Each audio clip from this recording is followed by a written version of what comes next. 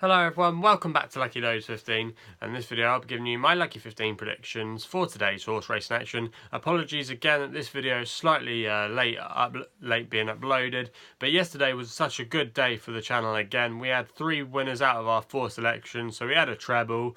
They all did really well in the end. The one I was pleased with the most was Lush Life. I had an inside word on that one in last November, so quite a long time that one was for Jamie Osborne. I heard it right from his the trainer's mouth, as it were, and yeah, he said that this horse they thought quite a lot of and had to wait quite a while to see it on a racecourse again. But yesterday, considering it hadn't been on a racecourse for quite some time, you could definitely tell it needed the run, and the way that it ground out and ran down John Gosden's horse at the end to get the victory in the final strides show that this horse has probably got a nice future, and Jamie Osborne's got a nice one on his hands here, so that's definitely going to be a horse to keep on the right side of, I think, for maybe later on if they've got plans to get it out again. So that's how yesterday went. Anyway, we'll get straight into the action for today. Kick us off in the 210 at Musselburgh. I like a horse here called Gainsborough Hat. Around about 8-1 best odds with bookmakers at the moment. Trained by Mark Johnston and his usual servant Joe Fanning is booked for the ride. Now this one I actually put up at Glorious Goodwood, and it was very well backed that day into 5-1, and as soon as they went off, Gainsborough Hat was always up against it, and I think that horse would have learned a lot that day, and also as well they found that it wasn't quite good with the scope, so I thought really you could definitely forgive that first run. Buy Exceed and Excel, and has got that bit of speed that probably the 2-year-olds need at this stage if it can produce its Australian sprinting background. A lot of these are probably more staying prospects in the future over the 7 furlongs, but I thought Gainsborough Hat could be the typical Mark Johnston horse. If they can get it with a good start, maybe it could be a little bit hard to pass for some of these today. And I thought at 8-1, that wasn't a bad one there. So that's going to be the selection there. We then go to the 240 at Musselburgh with a horse called O Polo. Round about 4-1 bookmakers at the moment. Trained by Tom Dascombe, who hasn't had the most winnings of seasons as he's normally done, but he's still a good stable to follow. Richard Kingscote is booked for the ride. And this horse finished 4th out of 7th last time at Haydock. And the second in that race, Mela de Loro for Peter Chapel-Hyam, subsequently franked the form by winning at Epsom a couple of days ago. So that form wasn't too bad. And again, in the context of this race, I thought O Polo was the most likely winner, and I thought 4-1 there represented a fair bit of value.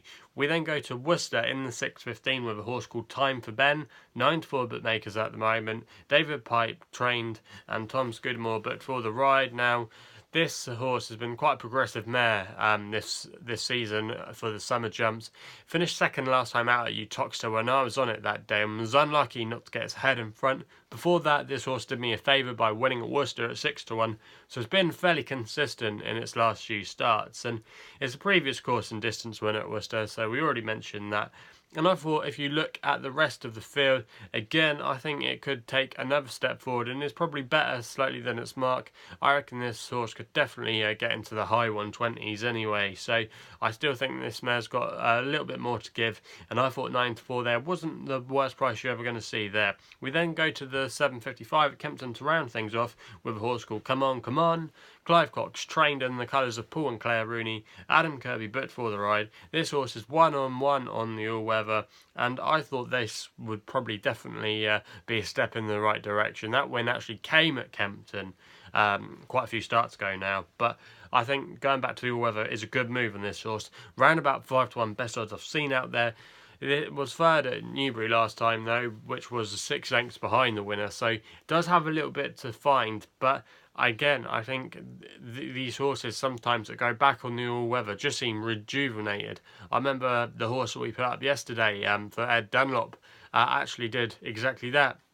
Hadn't been running, well, been running okay on the turf, but its best effort had only ever really come on the all-weather, and it only run once. And what did it do? It went on the all-weather yesterday. Yes, they did use the blinkers, but the change of surface, I think, definitely had a good difference in the result there for our selection there yesterday at Chelmsford. So for me, I thought Come On had a good chance in 7:55 at Kempton. So they're the 4 tips for today on Lucky Loads 15. If you haven't done so as well, you can check out the work I do, the punters page. Just type in the punters page on YouTube, or you can follow them on Twitter and you'll find the link to all the videos there. So yep, that's all I've got to say really. If you haven't done so already, please subscribe. Really appreciate all your support. Also as well, you can follow me on Twitter at LuckyLoads15 as my handle. So that's all I've got to really say. Hopefully we can have some winners today. Please gamble responsibly, and we'll be seeing you soon.